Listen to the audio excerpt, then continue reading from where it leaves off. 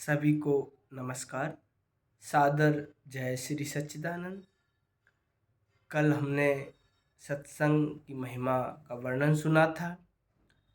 मैं एक प्रयास कर रहा हूँ, छोटी छोटी वीडियो के माध्यम से आप तक सत्संग पहुँचाने का प्रयास कर रहा हूँ। और यह सत्संग रामायण, गीता, धर्म शास्त्रों के आधार पर ही शास्त्र गर्भित विचार हैं। आप लोग एक बार जरूर विचार करें।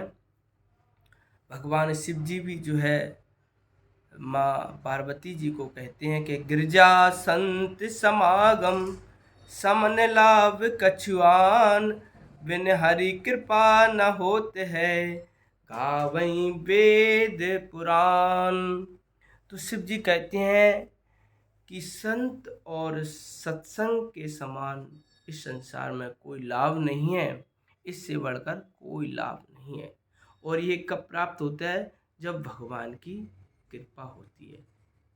तो हमें इस पर विचार करना चाहिए। रामचरितमानस में आगे भगवान भी कहते हैं कि राम भक्ति के ते अधिकारी, जिनको सत्संग लगे अति प्यारी।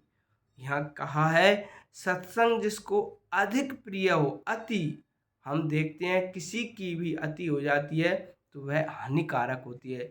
इस प्रकार पानी ज़्यादा बरस जाता है तो हानिकारक हो जाता है। यदि बहुत तेज़ गर्मी पड़ती है तब भी जो है हमें हानिकारक दुष्प्रभाव पड़ता है। लेकिन यहाँ कहा है सत्संग, सत्संग की अति हो जाए तो ये क्या है? भगवान से प्रेम बढ़ाने का काम है। तो सत्संग की कभी अति नहीं होती। इसलिए राम भक्ति, जो राम भगवान की भक्ति को प्राप्त करना चाहते हैं उन्हें सत्संग से अति प्रेम करना होगा।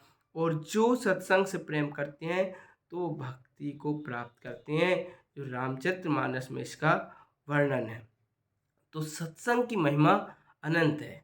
तो सत्संग जो है हमें बड़े भाग से मिलता है, हमने सुना भी है। आगे जो है चौपाई है, मज्जन फल पे क्यों तत्काला, काक होई क्विक मकाऊ बराला, सुन अचरज करें जन कोई, और सत्संगत महिमा नहीं गोही। यहाँ देखो सत्संग की महिमा कितनी है। जो काक वृत्ति के लोग होते हैं, कौआ वृत्ति के लोग होते हैं, वे हंस बन जाते हैं सत्संग के प्रभाव से। जो गलत विचार धारणा वाले व्यक्ति होते हैं, जब उनको सत्संग मिलता है तो उनका जीवन बदल जाता है। तो सत्संग की महिमा अनंत है। इसलिए कहा है बिनु सत्संग विवेक न हुई, और राम कृपा बिन सुलभ न सोई। सत्संग से ही हमें विवेक की जागृति होती है। अच्छे बुरे की पहचान हमें कहाँ से होती है? सत्संग से। क्योंकि जब किसी प्रकार की संसार में चाह होती है या कोई कार्य होता है, जब व्यक्ति करते हैं तो वहाँ विचार नहीं करते। यदि हम सत्संग सुनते हैं तो उनके अंदर सोचने समझने की जो है शक्ति बढ़ जाती है, और क्या अच्छा है, क्या गलत है, क्या सही है, उस पर जो है निर्णय लेने की क्षमता सत्संग से मिलती है। इसीलिए कहा कि बिनु सत्संग विवेक न हुई। ये सत्संग एक ऐसा मार्ग है जिससे हमारा जीवन बदल सकता है, और जीवन बदलकर हम अपने अपने जो है लक्ष्य तक पहुंच सकते हैं। हमारे ध्येय का जो मेन लक्ष्य क्या है? भगवान को प्राप्त करना। तो लक्ष्य कैसे है? हम ईश्वर के अंश से, कहा ईश्वर अंश जीव अविनाशी, और चेतन अमल सहज सुख राशि। हम क्या है? ईश्वर के अंश हैं।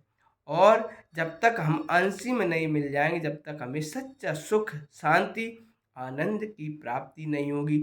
तो सत्य दो ही चीज़ हैं सत्संग में, यही मेन विचार करने की बात है। सत्य क्या? एक परमात्मा और एक आत्मा। और आत्मा का परमात्मा से जब मिलन हो जाता है तो जो है हमें सत्य धाम जो है मोक्ष की प्राप्ति हो जाती है। उसी की प्रयास में जो है सत्संग, कथाएं, भक्तों की अनेक प्रकार की कथाएं चल रही हैं। तो उसी का प्रयास है जिससे कि व्यक्ति समझकर और उसको समय के सद्गुरु संतों से जानकर जो है और उस पर चलकर जो है अपनी मुक्ति, अपने लक्ष्य को प्राप्त कर सकता है। तो हमें जो है अपने लक्ष्य को प्राप्त करने के लिए पहले सत्संग सुनना होगा। और सत्संग कब सुनेंगे? जब हमको सच्चे संतों का सानिध्य मिलेगा। अब संत कैसे संत अपने अपने स्तर से सब जगह हैं। तो संत बड़े परमार्थी घन जो बरसे आए, तपन भुजा में और की अपनो पारस लाए।